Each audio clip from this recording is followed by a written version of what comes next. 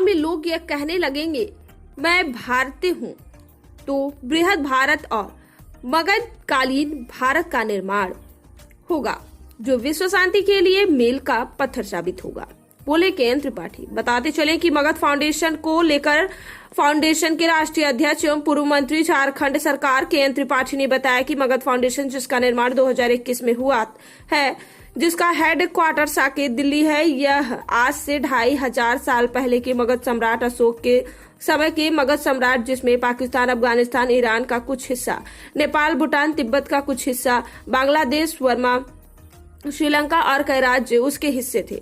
Magadh foundation ऐसा चाहता है कि सभी राशि एक छतरी के नीचे भारत के साथ मिलकर कार्य करेंगे। इनका सांस्कृतिक, ऐतिहासिक, आध्यात्मिक एकजुटता बनी रहे, साथ ही विदेश और रक्षा नीति भी इनकी एक साथ गबन हो सके। इसके लिए पहले भारत को एकजुट होना होगा। भारत सरकार बनाने वाले राजनीतिक दल भारत को जाति में, भाषा में, क्षेत्र में, पंथ में अपने फायदे के सरकार बनाने के लिए आवंटित रहते हैं, बांटते रहते हैं। इससे सरकार तो बन सकती है, लेकिन भारत का निर्माण नहीं हो सकता। भारत के विखंडित होने का खतरा बढ़ जाता है। इसलिए भारतवासियों को इससे इतर भारत बनाने के कार्य करना चाहिए और होगा मैं भारतीय हूँ, न कहके मैं भारत हूँ, यह कहकर भारत की जिम्मेदारी अपने कंधों पर लेना है। तब जाकर भारत के हर गांव में लोग यह कहने लगेंगे कि मैं भारत हूँ, बृहद भारत का निर्माण हो जाएगा। मगध कालीन भारत का निर्माण होगा, सशक्त और मजबूत भारत का निर्माण होगा, जो विश्व शांति के लिए मील का पत्थर साबित होगा। अतः काशी के लोगों से, उत्तर प्रदेश और भारत की लोगों से मैं अपील करता हूं कि मगध फाउंडेशन के साथ जुड़े और बृहद भारत के निर्माण, मगध कालीन भारत के निर्माण के लिए आप उसका एक मजबूत पिलर के रूप में कार्य करें। प्रेस वार्ता में मुख्य रूप से मनीष चौबे, महासचिव महानगर कांग्रेस कमेटी वाराणसी, मनीष शर्मा, महासचिव महानगर कांग्रेस कमेटी वाराणसी सहित आदि लोग उपस्थित रहे। कि पिछले 3 वर्षों से पूरे भारतवर्ष में मगध फाउंडेशन नाम की ये संस्था कार्य कर रही है और इस संस्था का मुख्य उद्देश्य है कि मगध कालीन भारत, जो भारत 250 ईस्वी बिफोर क्राइस्ट, जो ईरान तक पश्चिम में, तिब्बत तक पूरब में, बर्मा, बांग्लादेश, नेपाल, भूटान, श्रीलंका, ये सारे देश जो मगध साम्राज्य के भाग थे, वो सारे देशों को जन कल्याण के लिए, मानव कल्याण के लिए एक छतरी के नीचे एक साथ लाना, और मगध फाउंडेशन उस पर बृहत्तर कार्य कर रही है। पूरे देश में इसका कार्य कन्याकुमारी से लेकर के कश्मीर तक चल रहा है। हर जगह संगठन के लोग यह बताने का काम कर रहे हैं आम जनमानस को कि जो समय आज के 10 साल के बाद आने वाला है, वो पूरा विश्व 2 या 3 धुरी में बंटने जा रहा है। उसमें हमारे जो देश, जो हमारे भाई थे, कभी हमारे इसी भूमि से, इसी सारनाथ और इसी पाटलिपुत्रा से, जो केंद्र बिंदु था, जहाँ से पूरे विश्व के 33% भूमि पर एक साथ शासन होता था, आज अलग अलग सॉवरेन कंट्रीज बन गए।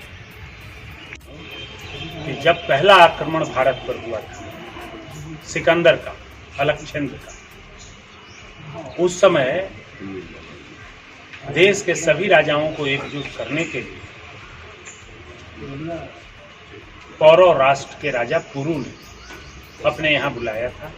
मगध साम्राज्य धनानंद भी वहाँ पहुँचे, क्योंकि वहाँ के राजपूत राजाओं ने धनानंद को जातीय आधार पर भेदभाव किया और धनानंद उस युद्ध में सम्मिलित नहीं हुए, वापस मगध लौट गए, पाटलिपुत्रा लौट गए और सिकंदर को पूरी तरह शिकस्त नहीं दी जा सकी। तो उस समय भी भारत विभाजित था, और भारत विभाजित था इसीलिए जब तक मगध साम्राज्य सशक्त था तब तक भारत पर पश्चिम आक्रमण नहीं हुए, और जब ही मगध कमजोर हुआ पश्चिम आक्रमण प्रारंभ हो गए। लोदी, खिलजी, तुगलक, मुगल, अंग्रेज, ब्रिटिश सारे आक्रमण शुरू हो गए। तो यदि भारत को एकजुट रखना है, बृहद भारत का निर्माण करना है, तो भारत को एकजुट रखना होगा। किसी भी जाति का व्यक्ति हो, उसे अपनी जाति पर भले ही गर्व हो, कोई भी पंथ का व्यक्ति हो, उसे अपने पंथ पर बहुत ही फक्र हो, लेकिन पहले उसको भारत बनना होगा। उसको कहना होगा कि मैं भारत हूँ, मैं ही भारत हूँ। उसको भारत बनना होगा।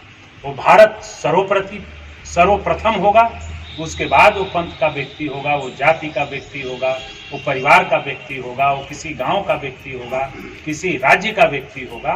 पहले उसको भारत होना होगा। और भेदभाव, पंथीय भेदभाव, एक भाव करना, उससे अपने आप भारत जवाबी को कंधे रखे और एक भारत को बृहद भारत का निर्माण। तो भारत आज 25 साल पहले 250 ईस्वी क्राइस्ट मगध साम्राज्य का हिस्सा था। जो भाग मगध साम्राज्य के हिस्सा से वो आने वाले समय में वो सभी भारत के साथ मिलके एक छतरी के नीचे विश्व कल्याण के लिए कार्य करेंगे। ऐसा हमारा मगध फाउंडेशन का मुख्य उद्देश्य है। और इसमें सभी भारतीयों से, जो कन्याकुमारी की हमारी कमेटी है वहाँ से लेकर के और बंगाल की कमेटी तक, सभी लोगों से मैं आग्रह कर रहा हूँ कि सब लोग एक छतरी के नीचे आएं और हर गांव में जा कर के सशक्त संगठन तैयार करें, वहाँ के लोगों को इस बात को समझाएं। ये मगध फाउंडेशन कितने सालों से चल रहा है और कहाँ चल रहा है? ये 3 वर्षों से चल रहा है। अभी हमारे 8 राज्यों में बहुत तेजी से कार्य चल रहा है, जिसमें दक्षिण भारत के भी 3 राज्यों में, तेलंगाना, आंध्रा और तमिलनाडु, वहाँ भी संगठन बहुत तेजी से इस पर कार्य कर रहा है। और बंगाल, बिहार, झारखंड, छत्तीसगढ़, इन राज्यों में भी काम कर रहा है। उत्तर प्रदेश में भी काम तेजी से शुरू हो चुका है। एक चीज आपने बोला भारत और भारतीय, दोनों में क्या है? भारतीय हर नागरिक जो जिम्मेदार है, जो जिम्मेदार नहीं है वह भारतीय है। मैं हर भारतीय को जिम्मेदार भारत बनना चाहता हूँ।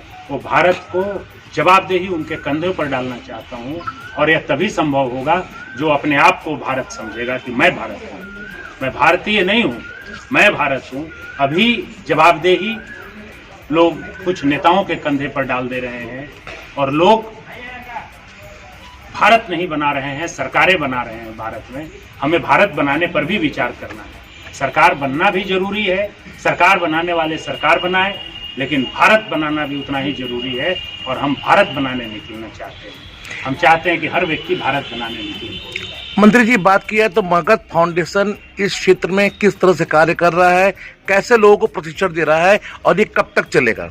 हमारा 8 राज्यों में उसके राज्य प्रमुख, जिला प्रमुख और जो कमेटियां हैं वो 6600 प्रखंडों तक ट्रेनिंग कैंप लगाने जा रही हैं, जो बृहद भारत के निर्माण के लिए लोगों को ट्रेंड करेंगे। और हमारा लक्ष्य है कि देश के 6 लाख गांवों तक हम ट्रेनिंग कैंप लगा दें आने वाले समय में। अभी हमारा 2025 तक 6600 प्रखंडों में ट्रेनिंग कैंप लगाने का तैयारी है।